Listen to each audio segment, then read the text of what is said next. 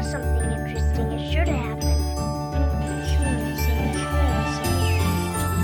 Well, I think you ought to tell me who you are first. Mr. Rabbit, then why did you ask the question? Goodness, this is quite extraordinary. Would you tell me, please, which way I ought to go from here? But today is turning into the most curious adventure I have ever had. Welcome to the Alice in Wonderland podcast. I'm Georgia Alice, and thank you for joining us yet again as we tumble down another rabbit hole together. So today I have with me somatic psychotherapist, Ceylan. So Ceylan, she has a rich history of training across multiple disciplines.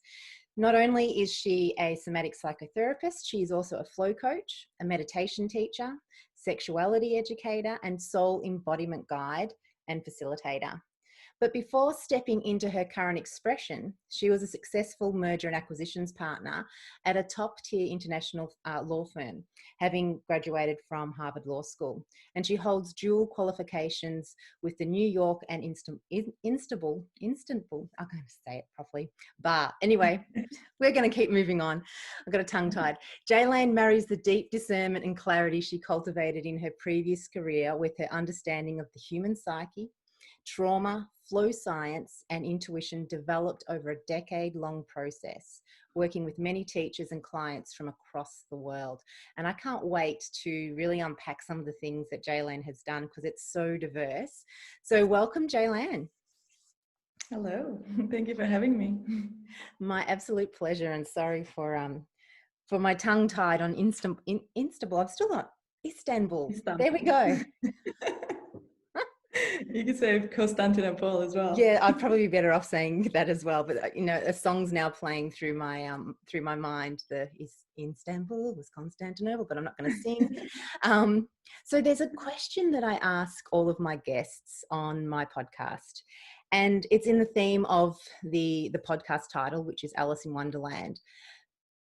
So I want you to imagine that I am 7-year-old Alice, making my way through Wonderland, and I bump into you. And I look at you and I say, what are you doing here? Why are you in Wonderland? Why are you here? What's your purpose? What do you do? How would you answer what you do in this world to a 7-year-old child?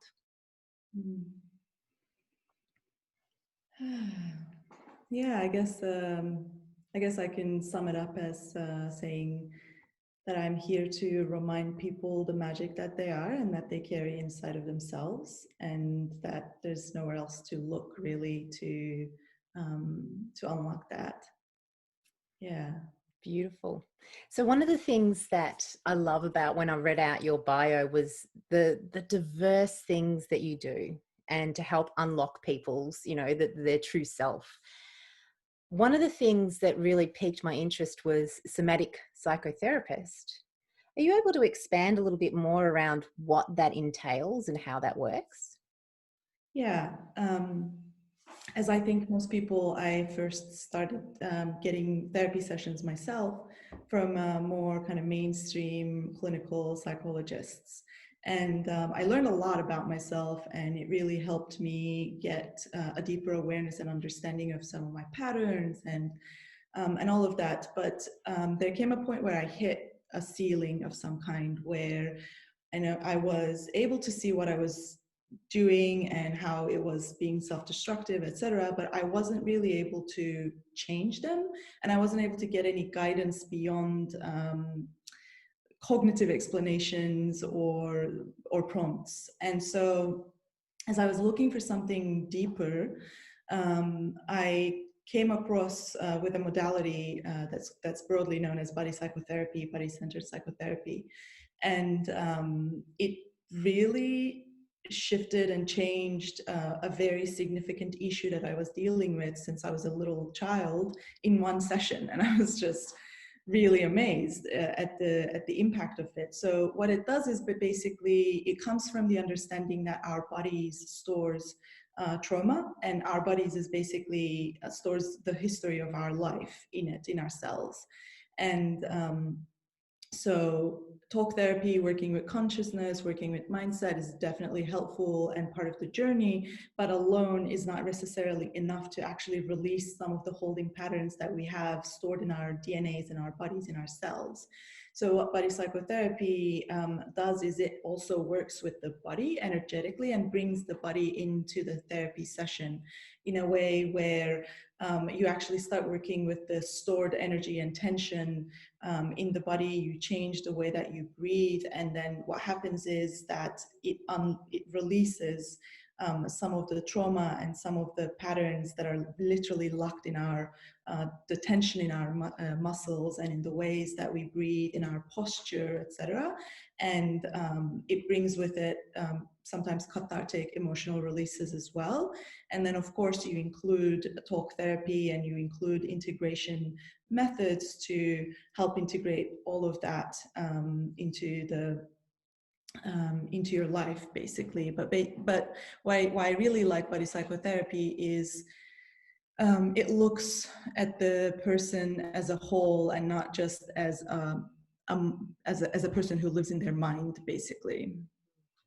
I think that's really powerful. And I just want to share a little story to sort of help validate what you're saying here. I was recently mentoring a group of people through a program, and one of the participants, through some of the work they were doing, the self-reflection questions, she realized that something had bubbled up, and her comment to the group was really powerful. And I don't think a lot of people realize this. She said, I've just realized one of my blocks, but I also realized that I established it before I was 7. So before I had the ability to cognitively think and rationalize what was going on in the outside world. So therefore I've stored it in my body somewhere. And she said, I need to do body work to release it. And I just went, yes. People are starting to understand that it's not just sitting there using our mind to try and solve problems that we're all traumas, but to understand that at some point it's stored in the body and we need to work with both. So what a beautiful gift you have in the qualifications and training that you have in that field. Absolutely amazing. Yeah. I think it really helps ground all the other more kind of ascended path work as well. Things like more consciousness oriented things like meditation or more spiritual work, etc. I think it really helps ground it in the world, in the life of a person. And it's not common knowledge. What are you finding in relation to this work that you do? Bringing this forward in the world. I was surprised that a participant in a mainstream course actually had this awareness. So what are you finding about the receptivity of it and also the knowledge of it? Yeah, I find it is actually really received well once it clicks for people. I find it when people hear about it, about the theory of it and about why we include body in it, etc., it makes sense. But what I really find is when I start working with clients, most people actually struggle with connecting with their body, and most people don't even really know that they're disembodied most of the time, going through their lives, not really aware of what's happening in their bodies, their bodily sensations, etc. So what I find is that people understand that it makes sense to include it in a therapy session, but then they also really struggle early on, especially if they haven't done any other body-based work, to even kind of get in touch with their body. So it takes time to actually develop that muscle and that sense that is known as interoception. So it's just like we learn how to see, how to touch, how to taste and hear. We have another sense which is called interoception, and it's all about our ability to be aware of our internal body sensations. And most people don't really have that developed. So it's a muscle that has atrophied. So sometimes it can be frustrating in the beginning to try and develop that. But once it clicks, it becomes something that people can actually use in their lives to help heal themselves or to help get to the depth of an understanding about issues that are repeating in their own lives by just kind of sensing and feeling into what their body's wisdom are telling them about the issue, and not just necessarily staying in the kind of closed loop of the mind and the thought patterns. Yeah. One of the words that you mentioned there was, you know, people are disembodied. So if I'm listening to this podcast right now and I'm going, well, how do I know if I'm disembodied? How do I know that I'm not really, I don't have that power of interoception? What do you notice any sort of commonalities around with people that potentially are disembodied? Some, I don't know, some signs? Yeah. I think breath is one of the simplest and easiest access point to test that. So if you're not aware of your breath, that shows that you're likely less embodied than you could be. So if you're breathing, if you're either not aware of how you're breathing at all, or if your breath is very much around your chest and you're shallow breathing, then it means that you're actually disconnected from the rest of your body. So you're not really feeling your belly, you're not really feeling your feet on the ground. So one test to do for yourself is, how does my body feel right now? Do I feel my feet on the ground? Do I feel the chair I'm sitting on? Do I feel my back? Wherever it is touching right now. Or so just like if I bring my awareness into my body, am I picking up on any sensations at all, or is it largely dull, or I am just kind of trying to think how my body feels? So that's one way of. So there's a difference between actually feeling it and thinking what it should feel like. Yeah, exactly. And a lot of people, and I was one of those people, you know, I've spent my years studying law and sitting in offices and, you know, like writing agreements all night, every night. And you forget that you actually have something else going on, you know, below your head and below your mind. And when someone asks you how you're feeling, you kind of, the immediate response is trying to think about how you're feeling. And we don't even think about, oh, okay, how does my stomach feel? Like, is my belly relaxed? Is there a clenching sensation? Is my heart beating regularly and slowly, or is it fast? So, and then, to me, body is really the seat of the present moment awareness. So if we are wanting to be coming deeper into the now, and if we are wanting to be coming actually deeper into the reality of that we're inhabiting beyond our filters, then it's really important to use the body as the powerful GPS that it is, to show us exactly, you know, where we are, how we're doing, and how the environment that we're in is impacting us. I think what you're saying there is extremely important and powerful information, especially if we think of what the world is going through at the moment. A lot of people, as you're saying, are disembodied. I remember very early in the year when COVID hit, I can remember going to bed at night and my heart rate was up and I could feel it. I go, this is really interesting. What's going on with this? And just feeling that motion within my body and starting to feel my body get tighter and tighter over weeks. And I think, and I don't know if this is right or wrong, but collectively we're starting to take on the stress of what's going on in a pandemic. And I think this is a beautiful tool for people to start to realize where they may be holding some of those, some of the trauma of what's going on, because it is traumatic. It's a huge shift for all of us. So I have a real, the question I want to ask you now is more about looking at everything that you do, because you're talking about, you know, disembodied and somatic psychotherapy, but then you're starting to talk about being in the present moment, and you also do meditation teaching. So not that I want to go down the meditation path, but with everything that you do, how do you find that you can utilize all of these wonderful skills and modalities with your clients, and where do they fit in the role with, you know, people you work with? Yeah, what I'm seeing actually, the more that I practice all of these different modalities, and the more I am in this field of transformation and helping people to access their personal power, I'm finding that it's actually less clear boundaried. So I'm not necessarily taking a client through a psychotherapy and not bringing all the rest of the modalities that I have trained.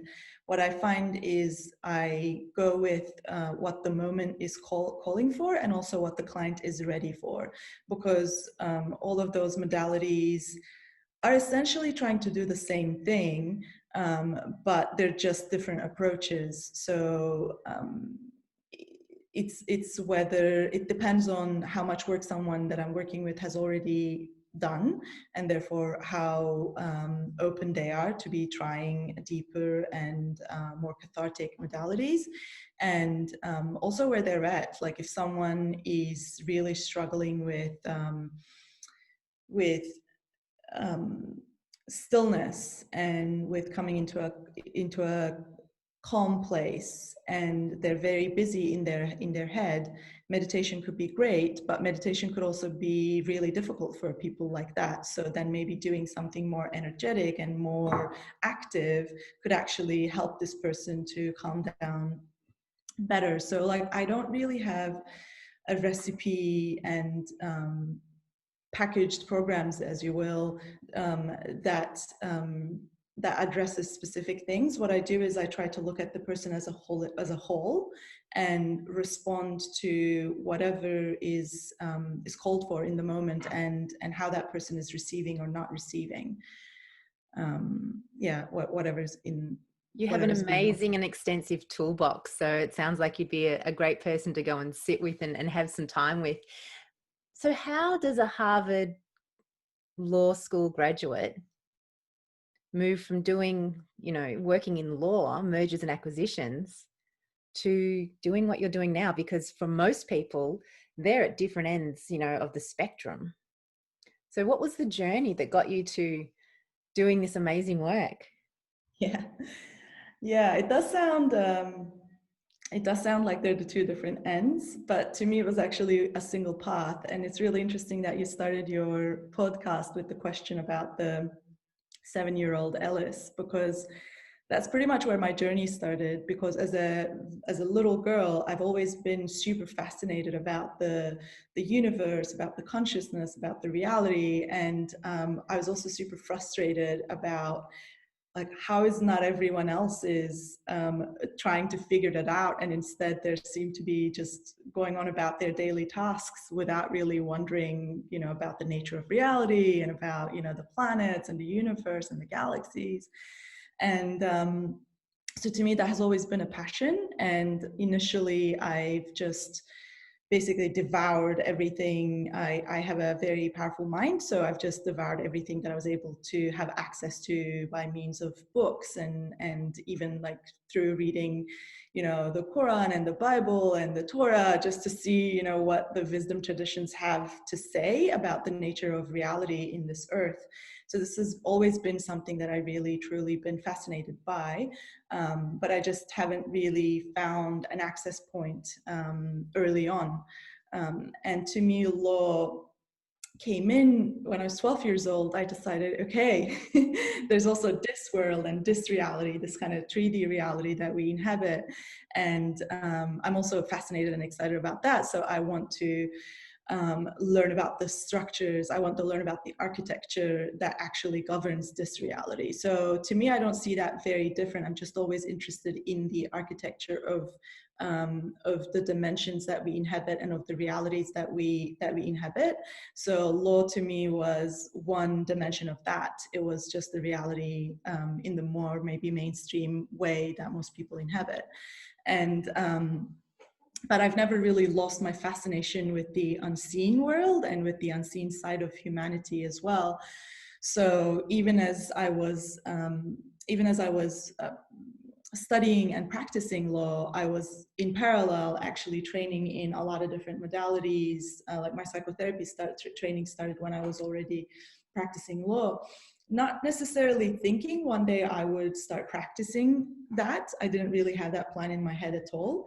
I just thought I would continue practicing law, but just because it was just an area of fascination for me. So I just kept, following, as you would probably know from your own journey as well, just following one thread, like following the breadcrumbs. And there came a point that where my fascination for the human psyche and for the consciousness and the human potential became kind of a lot more than my fascination about the deal structures and share purchase agreements, etc. And then the shift happened, basically. Yeah, amazing. And I love that you've moved between it's basically the immutable laws of the universe, the unseen forces that guide us, and also these man-made laws that we abide by as humans on the planet. So, you've got this beautiful view of both, which is amazing. One of the things you mentioned there was, this unseen world, which really takes me back to your bio where you talk about soul embodiment. Soul embodiment guide, I think, is the term that we used. So is that the same sort of process? So what does that involve, and what does that mean? Yeah, I guess in one of the very simple kind of ways of explaining that is that I see the world in 3 layers in a way. So we have the personality layer, and then we have the soul realms, and then we have the spirit. So in the personality realm, it's more, I think, most psychotherapy modalities deal with, right? Trying to get the person to be a functional human being who has a level of awareness about themselves and can also actually function in the outside world day to day. And that they have healthy habits and healthy mindsets and all of that.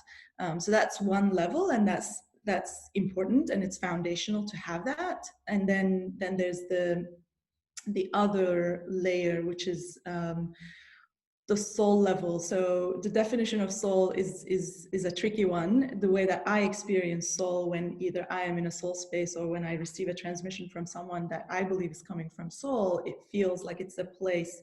It feels more like a space to me that we enter to disappear. So it is a space where if I'm embodying my soul, I am not really there so much as Ceylan, so my personality kind of gets away. So it's similar to being in a flow state where, yes, you're there. It's not like you're unconscious, you're conscious, but your normal reference points and your kind of psychological narrative about who you are kind of dissolves. Your sense of ego, your sense of self dissolves, but it's not like then you disappear. It's just like you then inhabit a bigger sense of self, where some people experience that as themselves as interconnected with the rest of the world. Some people have different experiences, basically, depending on their soul design and soul expression. So to me, soul is a layer deeper that's underneath the authentic self. So the authentic self would be the healthy personality, healthy functional personality, and soul is the kind of the magic, the sparkle that's a layer underneath that, and it is a lot more elusive to get to. But I feel like a lot of us are actually chasing that in a way, because it is, to me, where the true liberation from self comes from. So, and then what's the difference between the soul level and I think you said the spirit as well? Spirit, yeah. So what's I'm curious. Yeah. So soul is, when you're in the soul realm, you're still individual. So we each have our individual expressions of our soul. So, and that still has different colors, different shades, different expressions. Some people's soul expression may come out as more of a loving person, like a Mother Teresa, or some people may have a soul expression that's a lot more powerful and ruthless and courageous, or whatever else. So they still have different colors. In the level of spirit, it is all the individualities disappear. So in that sense, spirit is a place of nothingness that has pure potential in it, but it's not manifested in individual expressions of different souls. So that spirit is, so to me, actually, in a different, in an interesting way, even though I started with this path from a place of personal development, or that's what it's called or known for, what I discovered the more deeper I go into the path is that it's more of a, it's more about annihilation, really. It's more about, because it's more about, as you go to a bigger expanded version of yourself, actually the smaller selves are going through a process of death and dying. So I feel like to come to the level of spirit, it's a complete death of the smaller identities, be it in the level of personality or be it in the level of soul. So I feel like a level of courage and willingness to let everything that's not true to die is required to be on this path, in my experience. Yeah. And that's in and of itself, understanding and being able to let go of those things that aren't true, because how do we know? Because a lot of us hold on to things that we believe are true at a personality level, or maybe even at a soul level, and maybe they're not. So in the work you do, how do you guide people through this process? If you can share, that is, of course. I don't want you telling all your IP or anything, but what would a person typically experience in a process working with you around soul embodiment? Yeah, so there's a lot of different tools that we use, again, organically arising from the interaction that I'm having with the person. And I feel it's also working in groups is something that amplifies this process even stronger, because then you have a lot of mirror points as well. But the way that you come to that reality is basically with using tools that over and over and over again shows you the fragility of the things that you deem truth, or that you deem real, or that you deem necessary. And basically over and over again you see that they're actually not solid, they're not really true, deeply true. We basically are stress testing it and seeing that they don't really hold when it is be it a deep inquiry, be it even working with the body. So when you actually drop down into that deep present moment, the things that are disappearing are you just realize that, oh, what I thought myself is actually really fragile and easily disentangled from who I am, and I still stay. And then you basically have an experiential understanding. So it's hard to put words on it, because you kind of need to go through the experience of really feeling it in your system. But I would say, on a kind of like the easiest way to say is just really testing your beliefs and testing your ideas about yourself, and seeing where they come from, seeing that they're all largely developed in response to defense mechanisms that you have had to develop in response to wounding that you've experienced early on in your life. And so to me, what's real isn't the defense mechanism, it is what you're trying to protect underneath by deploying those defense mechanisms. So it's like it's the precious treasure that you're holding in your heart is actually the truth of your soul, rather than every other kind of mask and defense mechanism that you put between that part and the rest of the world to make sure that it doesn't get hurt again.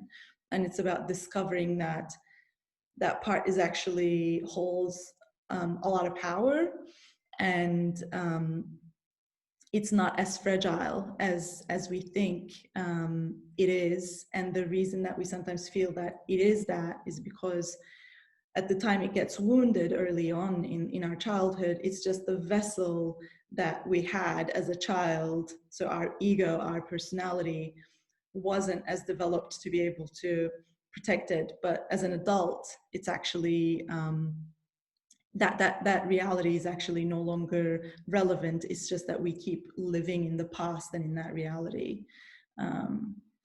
Yeah, so it's basically shattering of those illusions. Yeah, amazing. And I don't think I've heard anyone express it in such a beautiful way as you, as that these protective mechanisms that we have, so these assumptions and beliefs that we develop to keep us safe, because that's what they're doing, they're protecting us, but we've neglect to look at what they're protecting. And I don't think I've heard anyone explain it in that beautiful way, that it's the core of who we are is actually this powerful being and all powerful part of us. And it's deploying mechanisms in our younger years when we don't have the cognitive ability to do it, to keep us safe. And we just hold on to them as we get older. So the work you're doing sounds like it's amazingly empowering for people to be able to move through that and really notice those things and what's going on. And I can start to see now that real link between, you know, the protective mechanism deploying these beliefs, and then we know that beliefs and trauma and all these things are stored in the body, and when something goes against it, we feel it. So now we can start to see the real connection between the somatic work that you do, the soul embodiment work that you do. So, you know, amazing to have all of these wonderful collections of tools. One other thing that you mentioned, that we mentioned when we started with you, is also your, I'm going to take a left turn here, was sex educator. So that's also one of the tools, obviously, that you use to help people. Can you explain a little bit more around what that involves and what that is? Yeah, so it actually links to what we just discussed quite powerfully, because sexuality is also, our sexual being is also one of our parts, really powerful parts of our being that we learn to suppress and protect and carry a lot of shame and guilt around, and you know, a lot of dogma around, quite starting from really early on. And it also is a place where a lot of our soul power is locked in as well, because if I am not connected to my sexual being, to my sexuality in a powerful way, then it's actually really difficult to feel that I have enough power, and I'm grounded enough to express myself as a soul in the world, which isn't really have a soul culture yet. So it's unfortunately, it is a world that we live in is quite hostile to soul. So it does take, we do need to basically ground that soul all the way down into the lower chakras as much as, you know, our hearts or our consciousness. So that's how sexuality work comes into play in my practice. It is about really, bringing people's sexual beings into innocence, I would say, in one sentence, is what I'm trying to do. It's about educating people about the innocence of eroticism and innocence of sexuality, and starting to build a relationship that again shatters all the belief systems that they have about their sexuality and all the shame that carry around their sexuality. So it is a journey of, it also ties in with the body awareness, because again, our bodies are built in ways that we have a lot of pleasure receptors, and, you know, touch is like really important, and but most of us are disconnected from it, or it's kind of, our sexuality tends to be limited to our genitals, and then we lose really the power of our sexuality in the sense of feeling alive being. Like Joseph Campbell says that really beautifully when he talks about, like people think that people are after finding the meaning of life, but I think they're actually after finding the feeling the rapture of being alive. And that's I would agree with that, and I would agree with that in my own personal journey and in the way that I see people seeking around me as well. So we all want a sense of feeling this aliveness, and we can't really feel our aliveness outside of our body. And a powerful source of our aliveness is our sexuality. So if I am disconnected from my sexuality, then it's really difficult for me to have a consistent self-sourced sense of aliveness that comes from my ability to inhabit my body fully and to have no guilt or shame around my pleasure. And that pleasure doesn't even always have to come through a sexual expression. To me, being in nature, it can be a very sexual experience. So it's like just being open to things in life that juices us up, basically. So it's not, yeah. So it's not always, we're not talking about, hey, I'm going to teach you how to have intercourse here. This is around really capturing the essence of who you are. One of the things that I'd love you to clarify, and this is for our listeners' sake, is you mentioned, I don't know if I'm going to say it correctly, the power of our sexuality. Now, some people might hear that and think that this gives me permission to be, to put myself on other people or to do something that is not asked for. So can you really help us understand what you mean by that power? You sort of have touched on it, but just sort of expand on that a little bit further. Yeah, I actually, when I say power, I literally feel power as almost like an engine. So it is our life force. So it is the place that literally powers our system, fuels our creativity and our vitality and our overall well-being. So the hormones that gets released as a result of healthy sexuality basically has huge impact on our well-being and health and vitality. So that's what I mean. And it's important that you've mentioned about that giving permission to people, then putting themselves out. One of the first things that you learn in healthy sexuality is around consent and boundaries. So that's another thing. When we don't look at a subject, at a topic, because it's too charged or because it's too suppressed generally overall in society, then we can actually cross boundaries and we can be acting out of consent even when we don't really realize. Our energy can be leaking without us even meaning it to happen.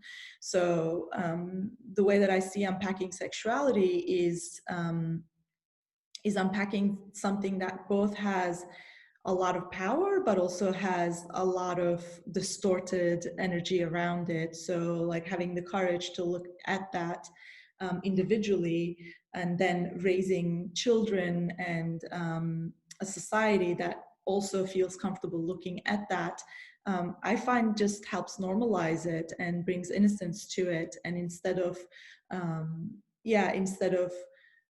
resulting in inappropriate behavior, I think it actually gives people a healthy release and expression so that those distorted versions don't need to happen as much. So I'm sure people are listening and going, okay, I get it. I get sex, right? But I really would love for you to describe the difference between what we see as sex as an act to reproduce, to have children, or sometimes for pleasure as well, as opposed to sexuality, to be able to really embody that power that you talk about. So what would be the differentiation between those two? Because one sounds like it's transcending and the other one sounds like it's probably keeping us in the personality. Yeah, so I guess mentioning the different kinds of sex, of sexuality that is available. would help with that. So the first kind is something that we're all very aware of, the reproductive, the sexuality that we engage in for reproductive purposes, for procreation purposes, which is very much encoded to our animal nature, and it doesn't necessarily has any higher intention or aspiration in it. And then you have sexuality that's engaged in more recreationally, and I suppose the hallmark of that kind of sexuality would be the physical pleasure. So you would be participating in that for physical pleasure, and you might be using other amplifiers, you might be using music or substances or whatever else, but again, it is recreational. And then you have sexuality that's engaged in, that's called restorative sex. So this is more for general well-being, health and vitality, and accessing that power that is kind of coiled up in our genitals, and to be able to distribute that throughout the body, and through breath and movement and sound. And basically it is almost, the way that I talk about it is like a tactile meditation. So just as when you sit down to meditate, it kind of restores you and brings you clarity and brings you stillness, etc. I find like there's a way to engage with sex that does the same. It's just that it's a tactile and embodied kind of meditation. It's an active meditation. And that kind of sex doesn't have to be partnered either. So you can actually have a self-pleasure practice that allows you to access that power yourself.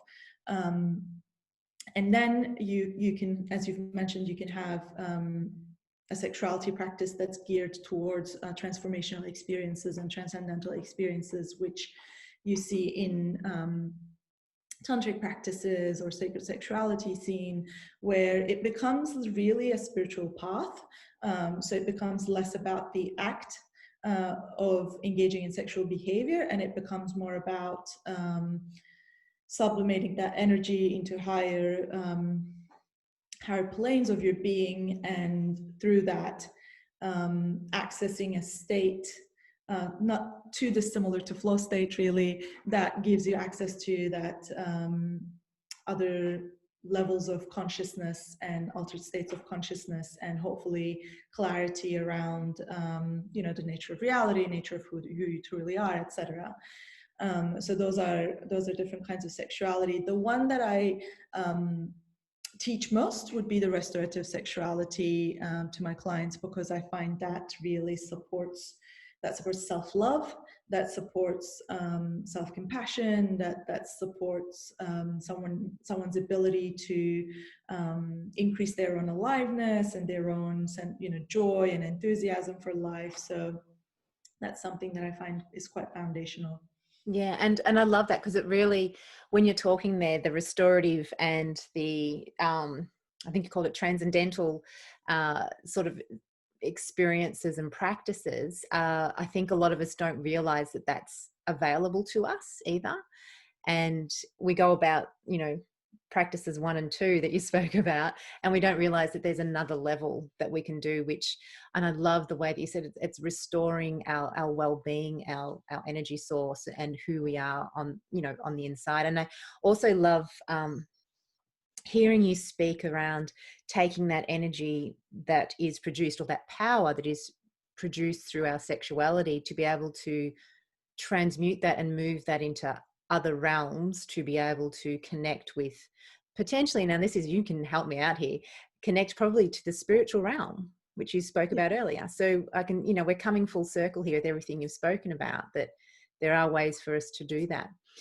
Are you able to, I'm going to, full disclosure here, I have practiced with Ceylan a short introduction, I guess it is, to some of this tactile meditation, and I have to say it is amazing. And are you able, I don't want you to walk us through it or anything like that, but are you able to just explain a little bit about what is involved? Because I think some people might be listening and go, what am I going to be sitting naked on the floor? Do I touch my genitals? What am I doing? And it's really none of that. So could you just explain a little bit more around what involves around this restorative tactile meditation?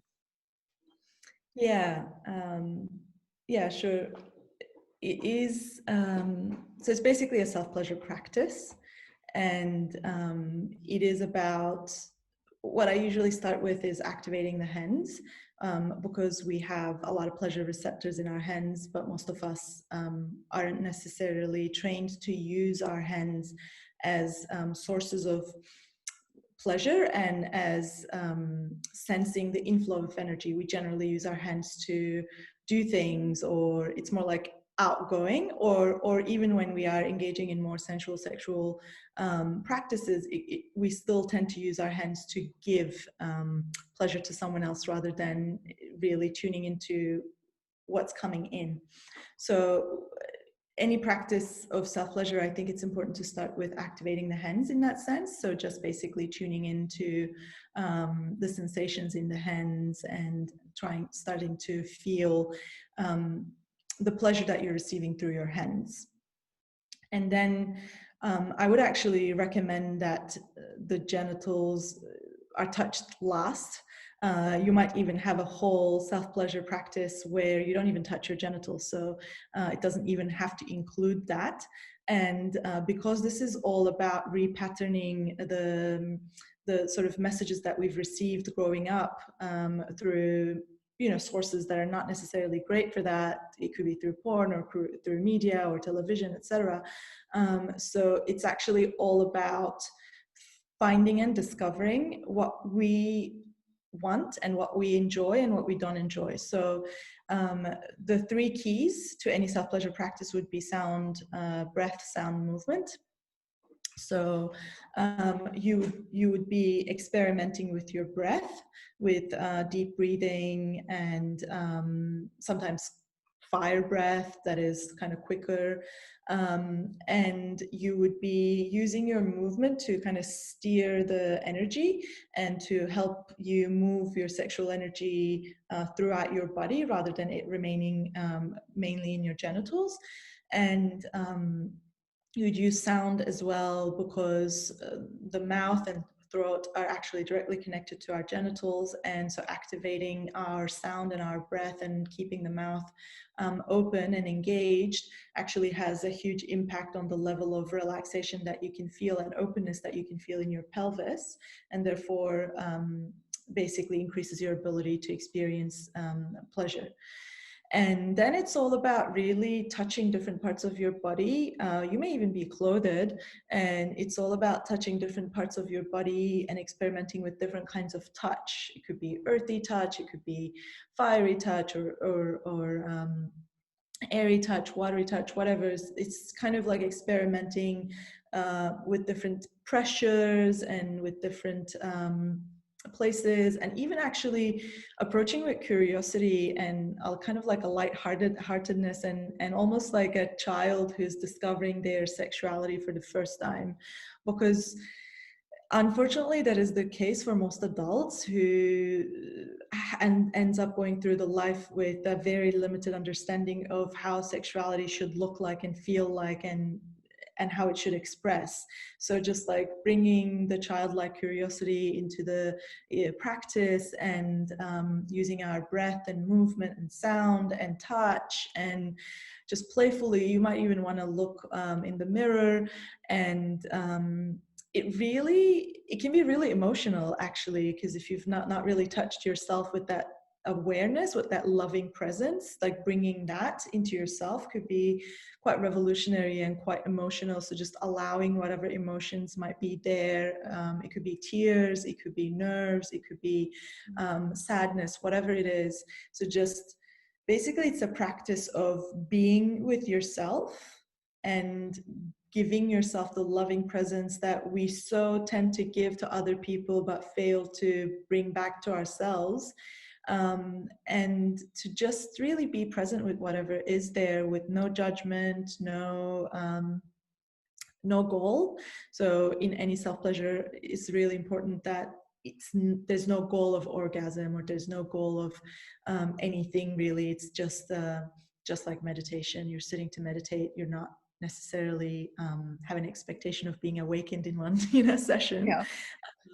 Yeah, so it's that's how I approach sexuality, basically. Yeah, and it is a beautiful practice as well. And going back to some of the things you said earlier around we have a lot of dogma and we have a lot of belief systems that have been handed down to us through society. I personally grew up in a household that was religious, no sex before marriage, and no touching yourself, all that sort of stuff. So to be able to do a self-pleasure practice where you do, you touch your hands and your arms and maybe your legs and your inner thighs, maybe your ankles, maybe your buttocks, and you start to get those sensations. And maybe it's a tickly, maybe it's I'm pressing firmly, maybe it's a pinch, and to start to really recognize that. And I also love that this does connect back to your other work, because we hold trauma in the body.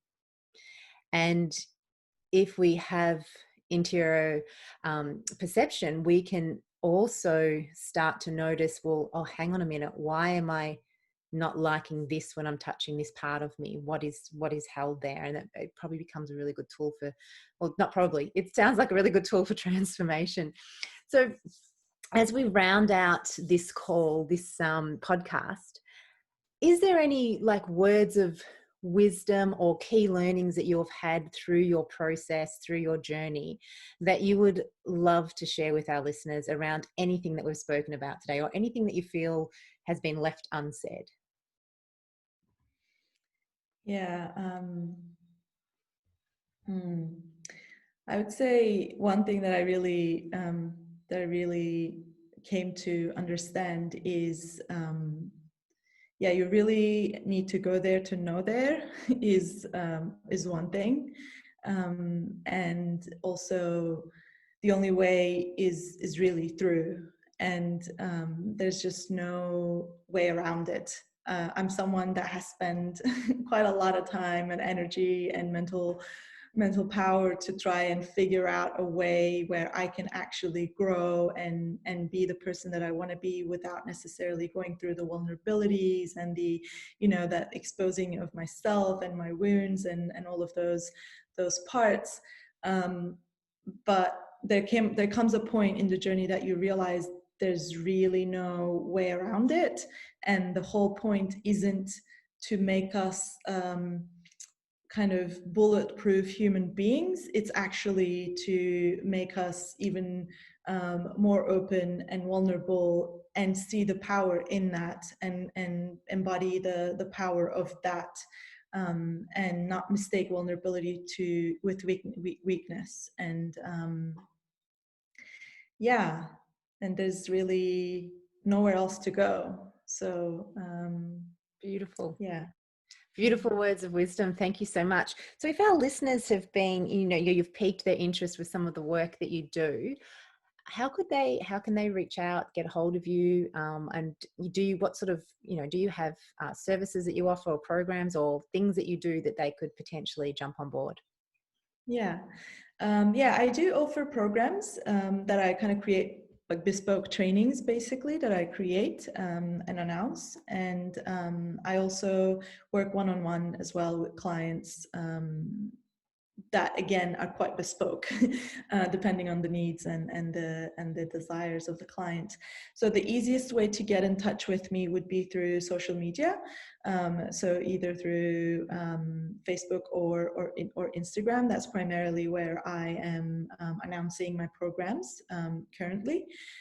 That would be the easiest way. That's also the place that I publish blog posts and some of my writing, and also create some videos that I find might be helpful for people as well. So that's basically the two places that would be the easiest to get in touch with me. Beautiful. And I highly recommend that, if Ceylan has piqued your interest, that you do get in contact with her.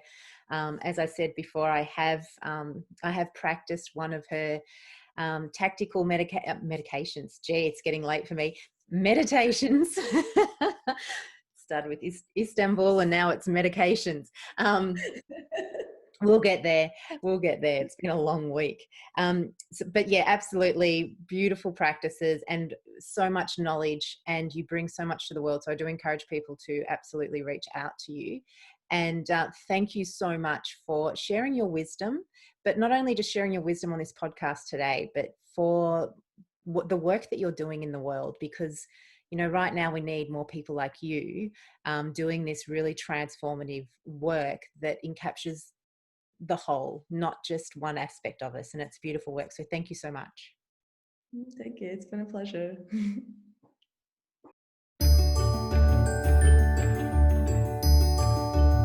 Today is turning into the most curious adventure I've ever had.